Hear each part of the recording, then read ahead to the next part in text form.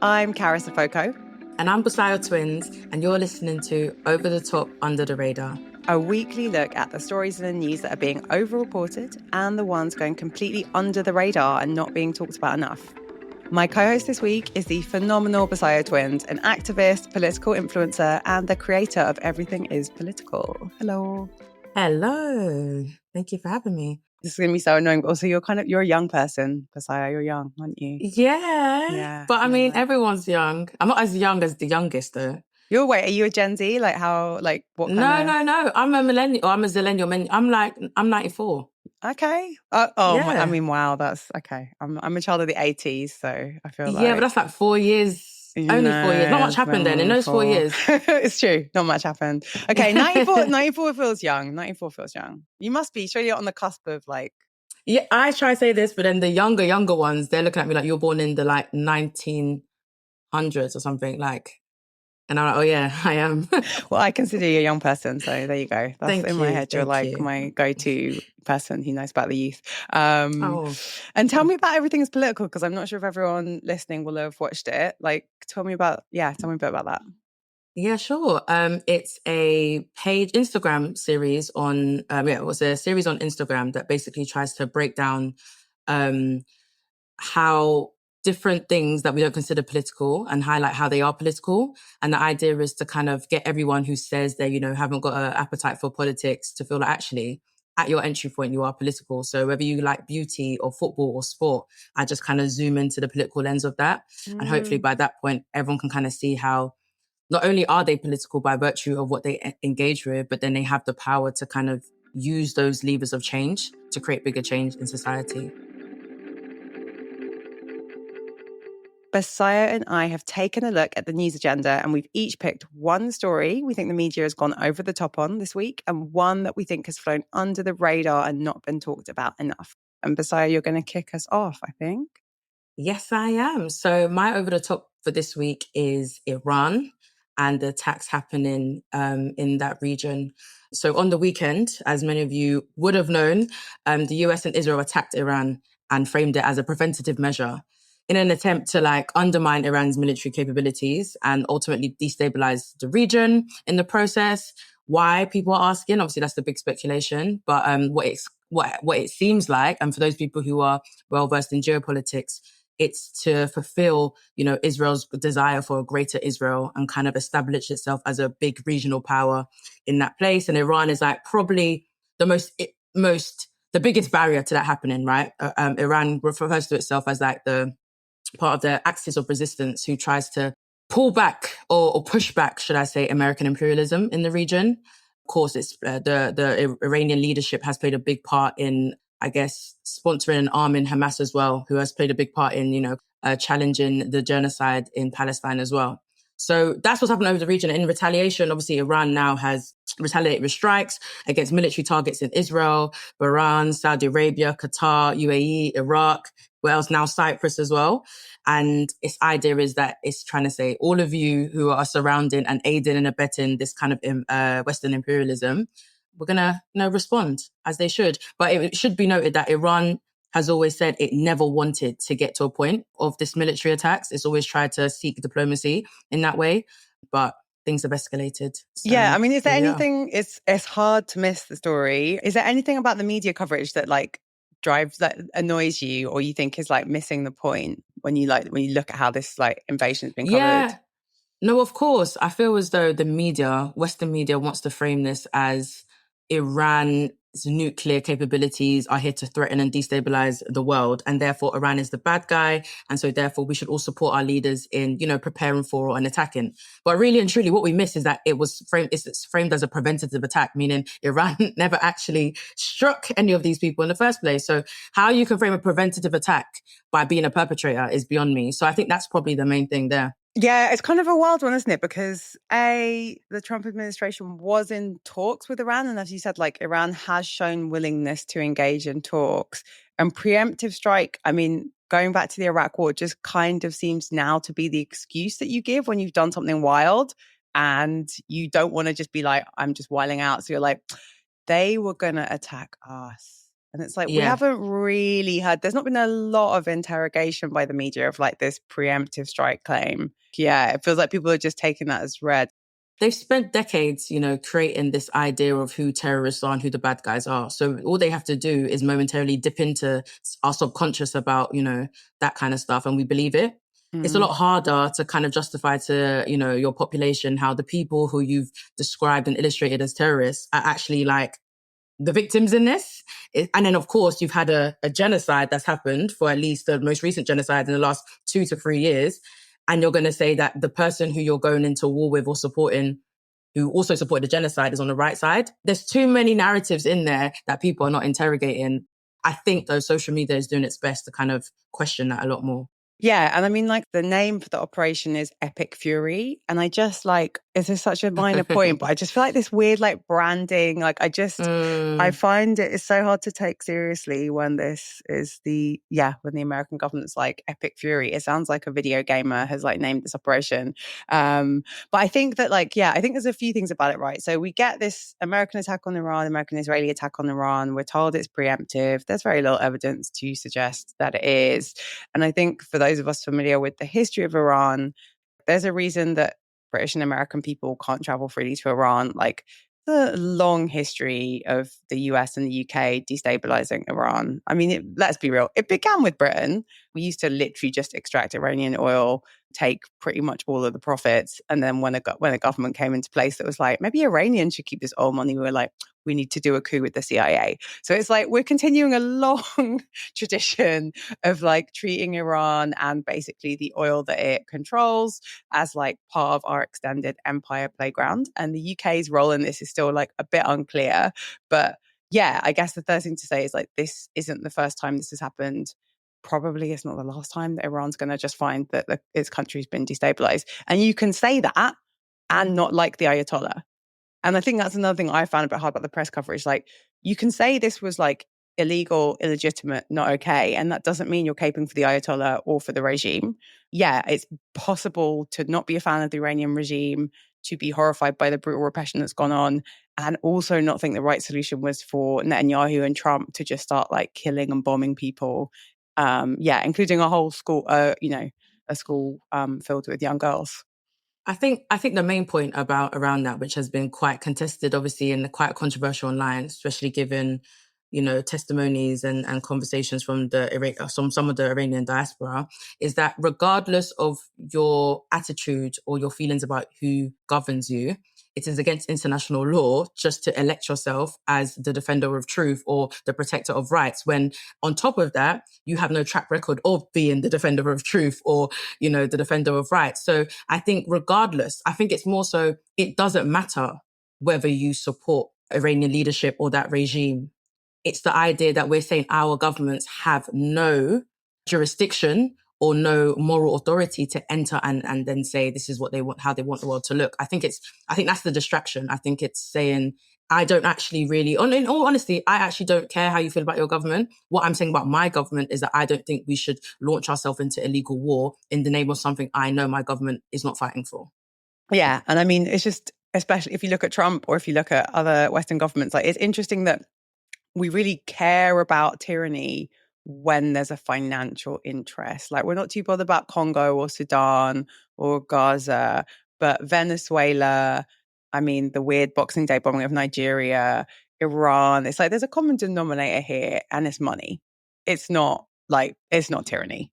I'm interested in what you said about social media, though, because do you think that social media now is able to sort of counteract the narrative that we get from mainstream media and give people like more of a perspective? If you use social media, you'll have a broader spectrum of ideas that you could use to interrogate whatever you think. I think if you rely on mainstream media, then you will obviously just play into the government's or whoever's kind of mouthpiece. So social media can't do everything because not everyone's on there, right? So unless we know that everyone's on there, we can't say how much impact it's having. However, for those people who have been on the fence or who believe in some sort of human rights, social media allows you to interrogate that idea of actually, what do you really mean by this? And then also on a global scale, it's kind of like, well, you have a concept of what is good and bad that is Western, whether you're left or right. But you have to meet other people around the world who don't subscribe to those imperialist frameworks and believe something completely different. So I think social media allows us to kind of be like, see how we can reconcile so many different ideas at once and actually just see the limits of our own understanding of what geopolitics is. I think that's a really good point. Probably people are interrogating and trying to understand. And like the thing I feel like with stories like this, when they break it, is it's like you're just wading through the sort of military porn that like most mainstream media outlets have of like this bomb, this explosion, like this attack. And then what you really want, but what always feels lacking is like the geopolitical context and history. Like oil prices have gone up. Who's making money out of that? There was one thing that Democracy Now! Unearthed that I thought was really interesting. You know about poly markets and this weird betting on everything. So like someone with MAGA in their name made a lot of money on poly market predicting the Iranian strike. Donald Trump Jr. is on the board of poly market, but it's just like, I think the thing that we lack at these moments is like the mainstream media following the money and like giving us the history and the context to help us understand like why this has happened. Because without that, then like how can we form opinions if we're not thinking about the political context? In addition to that is, as you said, you're not giving people the why. I think if you give people the why, they can believe how such a grandioso explanation for the ulterior motives can be true. Without the why, people just like, so why do you think America and Israel was doing this? You need to give it a why. And I think the why is, as you said, follow the money. But also, the media is an extension of it's a part of the propaganda machine. And this is the thing. People think that our media, in essence, it's supposed to play a function to, create mass communications with everyone, keep everyone updated. However, who also owns the media and how are they even bought? So this is a coordinated, collaborative approach to kind of keep the masses from the truth. And so it shouldn't be positioned as the media is forgetting. The media is intentionally trying to do this as they've done throughout history. In terms of that like meta media narrative that we're so used to, it's just like there are certain regions of the world where like it's okay for there to be like turmoil, disruption, war, conflict. And I feel like there's just a sort of, well, that's the Middle East, isn't it? Something's always kicking off there. And it's like, we're normally kicking something off there. Like we're normally destabilizing the region that like has all of this oil that we're dependent on. And yeah, I think like Iran's is such a good example. For so many years, we have like done things to destabilize that country because we want access to its oil. And it is literally sat next to countries like Saudi Arabia that are also not democracies, like, and also are run by tyrants. But yeah, that is sort of conveniently forgotten in the Operation Epic Fury of it all. And the irony of this is all happening when America has ICE agents kidnapping people, illegally deporting them, keeping them in what is nothing less than concentration camps. America has never even been the metric or the measure of great living standards. So it's interesting, even again, even if it's true and people believe and people don't like the Iranian leadership, which people are entitled to do, is it a country that is demonstrating the exact same behaviors going to be the one? You are listening to this show ad-free thanks to our Patreon community. A few hundred people who support the podcast each month, helping to cover our production costs and keep the show going. This week, Maria became a paying Patreon supporter, so thank you, Maria, for joining the team. To make the podcast fully sustainable, we need about 85 more supporters. So if you've been thinking about signing up, please do it now. It is the time. When you join us on Patreon, you get a bonus episode of the show every week. You get a behind-the-scenes newsletter and the chance to submit questions to our guests ahead of time. You also get access to the Over/Under WhatsApp community, where the conversation keeps going between shows. You can join us on Patreon for as little as £3 a month. Go to patreon.com/overthetop/under-the-radar. I don't know that it's been covered too much because it's a big story. And if anything, it's got a bit lost with all the other American stuff. But I really wanted to talk about a company called Anthropic. That is an AI company. And my over the top is the back and forth between Trump and Anthropic about the use of AI in the American military.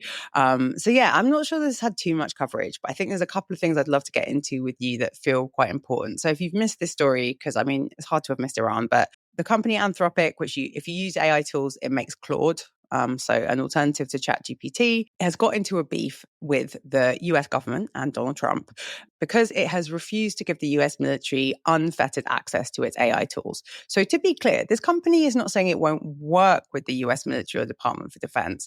They have two red lines, which they were not willing to cross for Pete Hegseth, the Defense Secretary, War Secretary, whatever he's calling himself. So Anthropic have said that they will not use their tools to support fully autonomous weapons or mass surveillance of the US population. So this connects quite nicely to what you said, because non-tyrannical regimes, you would think, don't want to mass surveil their populations. And again, just to underline, so this beef happened, it escalated to Trump posting on Truth Social, it escalated to the current US administration saying that Anthropic would not be allowed to be used by any government workers. So basically, this AI company says, we don't want our tools used for mass surveillance of the US population, and we don't want them used for fully autonomous weapons. So let's be clear. They haven't said you can't use their tools for weapons, but they said they don't want to use them for weapons where no humans involved. So they don't want, it seems kind of sensible. You don't want to develop tools, defense tools that don't need a human to operate them. So you couldn't have just killing robots roaming the country.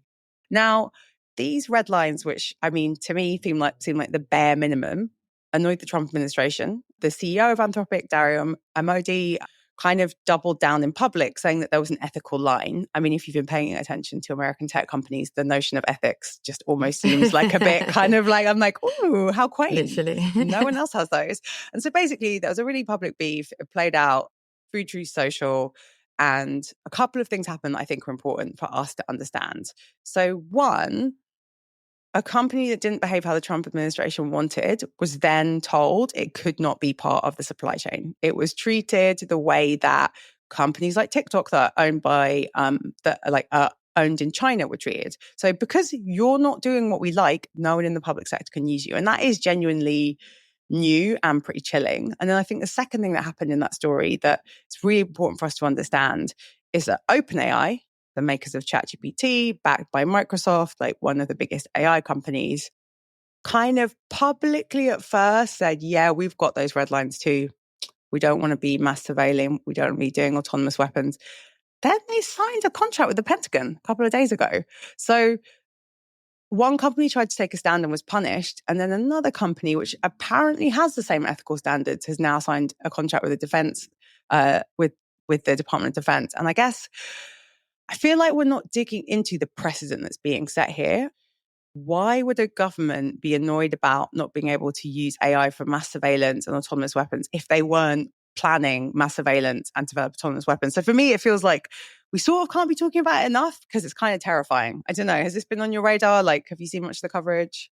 Yeah, well, I saw, as you said, it's really hard to see anything other than Iran at the moment. But this definitely did cross my path, and I did think it was really strange that it was even public. I thought they would want to even keep this quite private because it kind of exposes them as people with ulterior motives. But I think the main thing here, as you kind of alluded to, is the fact that the American government is not working for the American people.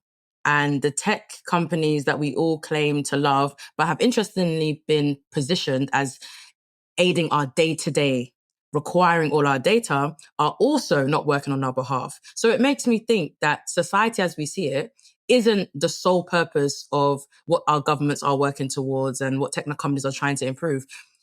It's a cover for a different industry, which is the military industry, the surveillance industry that will help governments around the world subordinate the populations to their will, which is to chase money around the world. And people are using AI at face value, which is, oh my God, can you write this new recipe? Oh my God, can you maybe even talk about a breakup and give me some day-to-day advice? That's great. But what they're doing is creating this data which they can use against you eventually. And I think this is something that needs to really be kind of discussed more, just as people, and saying, do we need AI? Is it being presented in a way that they've said it, or is it actually a danger to us because we're giving up so much? Yeah. And I mean, it's to be clear, we already have a US government that is searching through people's social media posts when they apply to come to the US to check if they've posted anything anti-Trump. And what we're talking about here is you could buy a ton of data, plug it into OpenAI or Claude, and then use it to surveil the US population, use it to look up things about people.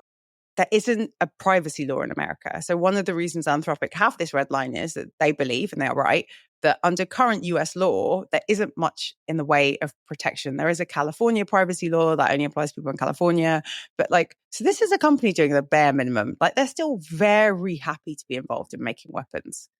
For those that use Claude or ChatGPT, people are paying £20 a month to use like the premium products. And these companies are very happy to sign multi-million-dollar contracts with the Department of War. The moment one of them has like a minor red line, the response is to basically like blacklist and bully the company. And I think like that should worry us, because as you say, these companies are not particularly operating in our interests already. And then if they show any sort of backbone or like desire for ethics, they're told, well, you can't have any public contracts. You're like an enemy of the state. Trump did some big like, oh, they're all like woke, extreme lefties. And it just, I think we have to pay attention because, as you said, like all these companies by and large are American. So like it or not, all these big products are being developed in America. And then we just receive them. They act on us, like here in the UK. So like the market that's set matters. And also once this genie is out of the bottle, it doesn't really matter. Like once mass surveillance has been made easier and quicker and cheaper by AI, once there are autonomous weapons, like I don't want to be scaring people about killing robots, but that's what I think of. Then like they exist. Once that genie's out of the bottle, you can't put it back in. And it almost doesn't matter that it's happening in America. Like there are plenty of governments, like as you say, this was made public. There are plenty of governments around the world that want to be able to surveil their populations, and plenty of people that want to be able to use AI to build weapons. Once one person is doing it, like it is possible for anyone. And I think that's, pretty scary. We should be talking about it more. No, 100%. And not to be that person, but I think if anyone really looked into the discourse around the Epstein files, this was one of the things that he was trading. This is why he was so important or lucrative to leaders across the world or powerful people across the world, because he has the information. Not even besides the kind of like the honey trapping and blackmailing people so they can, submit them to their political wills, but also just surveillance, on non-stop surveillance. So they know your every move, they know what you're likely to do, they know how you think. It's all for control. And, again, I know you talk about robots and not wanting to go that far, but then I had the same feelings towards Bitcoin. And, automating money and making it not fiat and not physical, but, a system that can control it. And one minute you have money, next minute you don't, and they can control the supply chains in ways they don't fully do it now. So I think we're already there. And I think what they're really testing is our response and how outraged we're going to be. Because if this created protests across Europe, protests across America, I think there'll be a little bit of at least pretending that these are not the reasons they're using it for. But because we're so used to this news and we're so used to being quite passive as citizens, we're quite passive citizens anyway. But they're just going to be like, well, you signed up. Technically, no one forced us to go on these apps. No one forced us to do these things. And so the element of agency is what they'll use against us to say, well, it's funny with the AI thing, because a lot of these data sets were probably built without our knowledge or consent. And you're right, we're giving data away all the time, all day, every day to tech companies. But like OpenAI is currently being sued by a lot of people about how it built its data sets. I think the other thing I would say on this, and like be interested in, whether like ethically you think we should be using these AI things, is the fact that one company tried to take a stand and then another one, run by a very problematic person, Sam Altman, just kind of slipped in and was like, don't worry, we've got that. I think is the other problem we've got.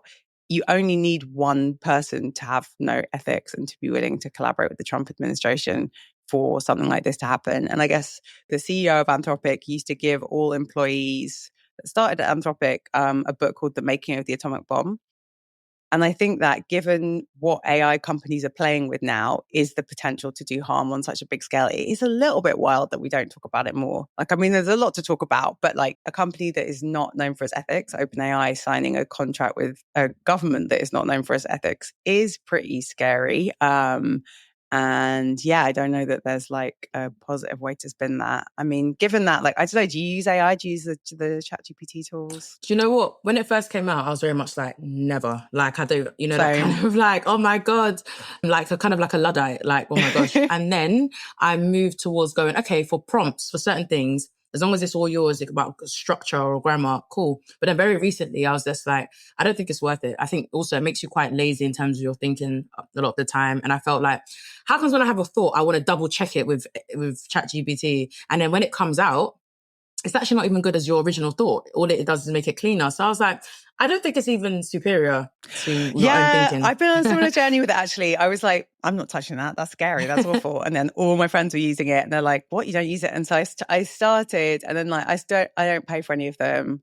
But yeah, I think the interesting thing is it's almost a bit like, it feels a bit like with social media where you're like, oh, this is cool. And then you're like, what is it doing to my brain? And I feel like I think you're completely right that like, I went from like using it for a few things to then feeling like I needed to check stuff with the AI that maybe I know or maybe I could work out myself. And then as well, I think there's like I don't use all of them, but there's something that ChatGPT, which OpenAI makes, does, which I think is very like, which is a bit sinister, which is it's always trying to keep you in the conversation. Like you can ask it something like, how much flour should I use to bake cookies? And it will give you an answer. And it's like, would you like me to come up with a cookie recipe? Like it's always asking you that one more question to be like, do you want to stay chatting? And I actually think that like that reminds me of like how addictive social media is. That reminds me of that kind of like, Yeah. it doesn't actually want to help you. It wants to harvest data from you. It's like it wants to hook you into a conversation and then for you to just keep giving and giving and giving information. And yeah, so now I'm just like, I don't know about these AIs. I'm not sure that we Yeah. should be using Same. them. Yeah, Same. but I mean, yeah, genie's out the bottle. I don't know if us not using it's going to make a difference. We shall see. Okay, what is your under the radar for this week? Ooh, under the radar for this week is the Greens overtaking Labour in the opinion poll. Yes, so YouGov poll. I think it's the first poll since the Gorton and Denton by-election. Greens are ahead of Labour. Yeah, head of Labour and just slightly under Reform, right? Yeah. I remember, Yes. yeah. Yeah. And it's basically the poll was taken around like the 1st or 2nd of March. So basically right after the Greens won. And I know I've like heard you talk about the Greens and the Labour Party actually before. Like, tell me, like, what's your perspective? You're a Green supporter? You know what? I'm a support. As of right now, I'm a support of the Greens in terms of what they represent, in terms of removing the the bipartisan kind of political system that we have, or the binary political system that we have. I think they're offering something fresh, especially there's obviously a climate focus, and that's one of our existential Yeah. challenges we need to address. And it seems like they're speaking to the people in terms of what people actually are worried about, in terms of obviously social cohesion and not demonizing people who they think is others, talking about young people and getting them employed, being anti-war, all the things that I think people want to be comforted by, but most importantly, addressing the cost of living crisis with the wealth tax. I think that's everything that they wanted any of the parties to talk about. And I think that the Green Rise is like, it's something, it's healthy. It's great. I enjoy it. I like it. I think there is obviously a fear that this is all before they're in power, if they get to power. And so we've been on this rodeo with many parties before where it's kind of like, you're saying everything we need, but when it gets to actually delivering, will you deliver? But in terms of comforting the population, whilst we're dealing with a Labour government that clearly is still continuing neoliberalism and subjecting itself to the bond market, yeah, it's great. And it sends a great message. It sends a great message that, number one, society, Britain, is not going to sit back and watch it go between Labour and Tories, Labour and Tories, Labour and Tories. And we're also not going to kind of just succumb to just reform. There is a viable other alternative that speaks about, humanity, that puts people first, that actually wants to change people's material living conditions. And I hope that one in itself is one of the greatest things that's come out of the Green Party. So, yeah.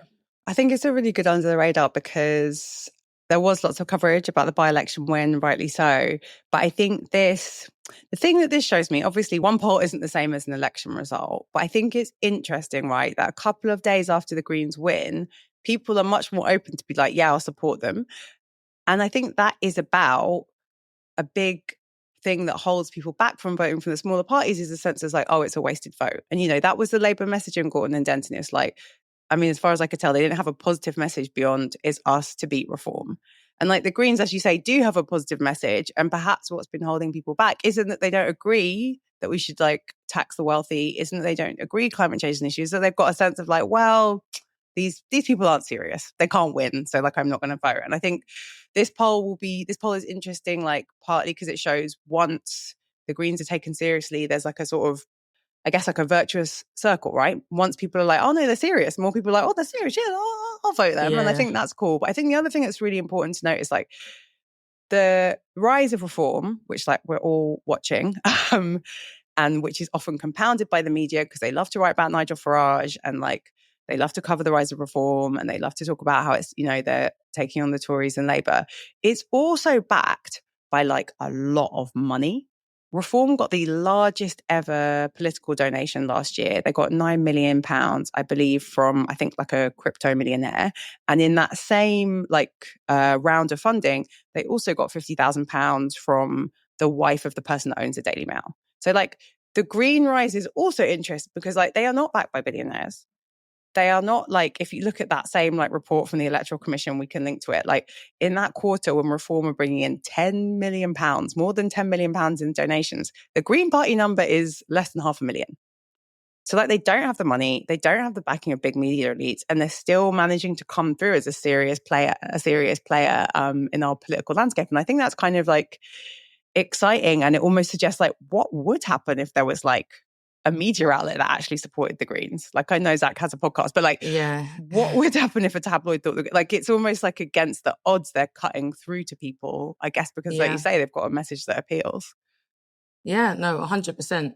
The Greens are doing something, as I said, very transformative, as regardless if they get in, what they've done up until this point will be seen as very much like, wow, against the odds. And I think it shows that people power is the only thing that can trump like billionaire purchasing power.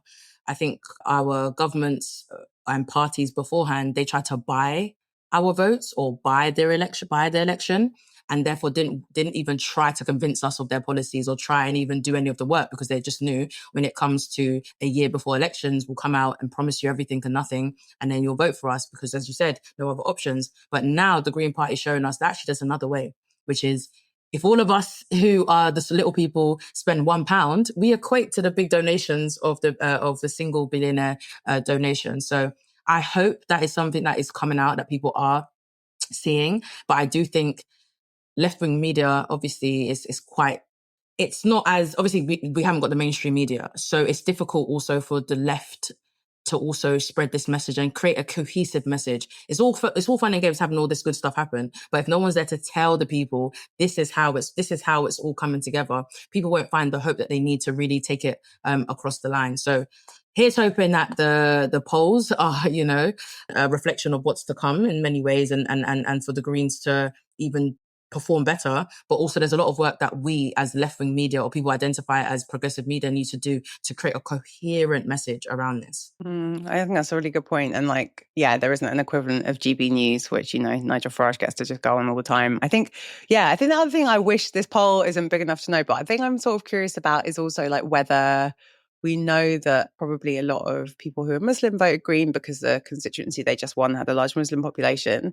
The thing I'm sort of curious about is like whether black and brown communities more broadly are also going towards the Greens. And this poll is too small to know. But I think if you think about communities that have, to your point, have traditionally been taken for granted by parties like Labour, I feel like people of colour in the UK is a great example of that. Like the Labour Party has just relied on, especially like I know black communities, like I know the Labour Party at one point had a software that could identify people with West African surnames, like myself, because they just knew like they're most likely to vote for us. So if we can like target them with a mail shot, like then we're going to be turning out the vote. And I'm really intrigued about whether the Greens, they put up a working class candidate, and typically we think of the Green Party as very middle class. They did really well with Muslim communities. And I'm intrigued about whether like black and brown voters more broadly are also looking at the Greens a bit like, I don't know. What do you think? I hope so. I hope when a poll does eventually come out that it does show there's been an increase in ethnic minorities or marginalized communities voting for the Greens as a home. That gives them some dignity and aligns more of their worldview, not just their domestic view. But at the same time, the other option is that people just don't vote for Labour and don't vote for anyone. And then there's that undecided third, kind of like the Brexit times where it wasn't I wasn't for or against who really won. It was kind of like decided by the people who didn't vote. So again, our work isn't done. It's especially taking, people always critique like the WhatsApp aunties and stuff like that, but it's really trying to get every part of our community on board here, because as you mentioned before about social media, it's really easy, to get caught up in like the youth voice and be like, yeah, we're all online saying this, but there are so many people, especially over the age of 50, that we've seen has regularly kind of let society down. So it's kind of like, Okay, but we wait, need to be... speak a bit more for people who don't know about the WhatsApp aunties. Like, explain that. Oh, for the WhatsApp. So the WhatsApp aunties is kind of like a label we give to African and Caribbean, like women who online get most of their news from WhatsApp. It comes in the form of like these chain mails that sometimes have like God bless and then see how It everything is like the always end has of the God bless the world. beginning or the end, yeah. And it's some like, not even Canva, like with pre-Canva like templates of like, you know, some designs, most likely of a lightning bolt or like, you know, some image of Jesus or something. But it's a lot of threads. But it also mimics like the dinner table. If you spoke to an uncle and auntie about something, they will take you through the whole storyline. So it's that kind of thing where they get their own special case of like, they're probably the people who also update their WhatsApp pictures. Because I That's didn't know true. that people are actually using WhatsApp as some sort of like social media where they have stories. And I see it and I see my mum or someone, I'm like, so you use this, you have an audience on WhatsApp, great.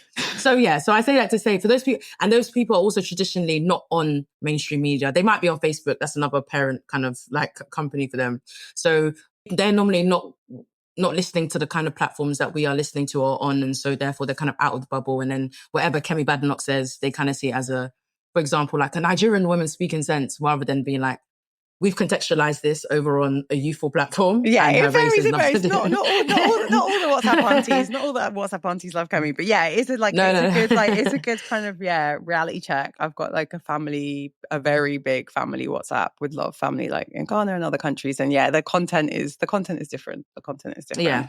Yeah. But it's cute and we love that for them. Yeah, you know. we love that. And also often like, you know, like good morning, God bless, a nice picture of a sunrise. Yeah. It's cheerful, it's nice. It's lovely. But yeah, a good reminder that we're all in our different little filter bubbles absorbing different information. So my under the radar for the week, I thought it was going to be an over the top and then it turned into under the radar. So let me explain it to you and then we can get into it. And I think it kind of connects back to Iran is the spring statement. So you might be like, what's a spring statement? The spring statement was what Rachel Reeves did in Parliament this week. So she came and gave a statement. Like, I want to give a bit of context. So historically, in spring, around March, the Chancellor of the UK, like in charge of all the taxing and spending and the economy, would give a budget. So, like, if you go back in history, around this time of year, it'd be time for the budget, tax and spending announcements. When Gordon Brown came in 1997, New Labour, he added a second moment in. Some would say because he wanted the limelight, he was beefing Tony Blair, he wanted to get like, you know, a couple of media moments a year. So he had the budget and then in November we had the pre-budget report. And what's happened over the last like sort of 20 odd years is there have been these 2 points in the year when the Chancellor gives a speech and like different chancellors have moved it around. So like a Tory Chancellor, Philip Hammond, was like, oh, it's just going to be like a statement at one point and then like a budget and another. George Osborne changed it around. And so we've had these 2 points in the year when the Chancellor comes to Parliament, holds up the red box or like makes some announcements. So Rachel Reeves did the autumn budget, which we all remember, and then gave a spring statement this week. And like from the contents of the statement, like she didn't have any new announcements on policy. It was just like a bit of an update figure. So like she didn't even want it to be a moment, which I think is interesting, right? Like it's a weird energy for politicians to be like, oh, I don't really want you to talk about me. So it flew under the radar. We didn't get much coverage for it because not much was announced. But like, I think it's a couple of things I think we do have to talk about. So like one part of the problem that this Labour government has is it doesn't know how to communicate or tell a story about what it's doing. Whether what it's doing is any good, like it doesn't really have a sense of how to tell a story. And I think it's a bit telling that like one of the most senior figures in this government doesn't want a moment where everyone's paying attention to her, like to sort of try and tell a positive story about the economy and cost of living and growth, which they apparently care about and they're trying to fix. So it's like, one, it feels a bit short-sighted for Rachel Reeves. I'm like, are you all right? Like, are you all right? Like, you don't want any attention on you as Chancellor? Like, this is a different story, but like I went to a Reform Party press conference this week and like talk about a group of people that want attention and want a media moment. Like their whole thing is constructed to get press, to get engagement, to get Farage on TV. So like I think it's a bit telling of this Labour government that like this has flown under the radar. I think the other thing that just felt like really bananas, because I did, you know, like watch the statement, see what was in it, is that like Rachel Reeves stood up and read a bunch of forecasts from before Iran was attacked. So like she's giving you all these numbers about, oh, you know, cost of living and families are going to save money and this. That is based on before the oil price just got jacked up by everything going in the Middle East. And it was just like the weirdest, like I kind of feel like that's flown under the radar. Like there is something called the Strait of Hormuz. I may not be pronouncing it right, but it's like a tiny little like bit of water in the Middle East through which millions of barrels of oil and gas like get through, not just from Iran, but from like Kuwait, from like lots of the Gulf states. As a result of the Ayatollah being killed and Iran being attacked, Iran has blocked the Strait of Hormuz. They say they have complete control of it. So they right now control one of the major shipping routes for oil and gas. That alone, the Resolution Foundation think, will wipe off any cost of living standard benefits that Rachel Reeves has presented in this budget. So the spring statement. So it just feels like mad to me that like, number one, we've got a chancellor who doesn't really want to talk about the economy and have attention. But number two, that like she stood up in Parliament yesterday and like didn't acknowledge the huge impact on the economy the Trump and the like US and Israeli attacks on Iran have had. And I just was a bit like, this feels a bit wild. Like, why aren't we talking about this more? Yeah, no, 100%. She hasn't read the room. She kind of feels like the public are a bit more, I guess, dumber than they are. You know, for me, really personally, it shows me that a lot of this fiscal budget and management stuff is quite, a lot of it is made up. A lot of it is made up. Obviously, it's kind of calculated, made up. It's not based off nothing, but it's there to soothe the audience. It serves no function. It's based on a lot of assumptions that continue to change weekly, especially since the end of 2025 into 2026. So therefore, all this headroom, she's trying to amplify the idea there's headroom, that she hasn't, she's still on track. That's more important to her. That's more important to Labour than to admit the fact that we are aligning ourselves with a foreign policy that is actively hiking up our prices. Because you would then have to link, how comes in the same sentence you are also saying you're supporting America and aiding, even though obviously not as direct as other countries, but not trying to link that back to oil prices. And again, it's to tell society that we are not architects of our own demise. And we are contributing to it. I think the whole spring statement itself is a performance. It said nothing. It didn't reference anything that would actually, change these numbers. But at the same time, they had to do something. They had to wheel it out to do something. And I hope people moving forward do kind of look at what neoliberalism means, and that all of these levers of change that they keep saying will change, whether it's tax or this, isn't actually doing what it's supposed to do. And we actually need something completely new. The system is broken. There's nothing she's going to say that will actually come to pass. I think that's a pretty powerful point to end on. Thank you, Busayo. You've been an amazing co-host. Thank you for having me. Where can people find you and your work if they want to stay in touch? On Instagram and TikTok, Busayo Twins, my name, so at Busayo Twins. And thank you for listening. If you want to hear more from Busayo, please sign up to support the show on Patreon, and you can hear a bonus episode with her. Patreon.com/over the top under the radar.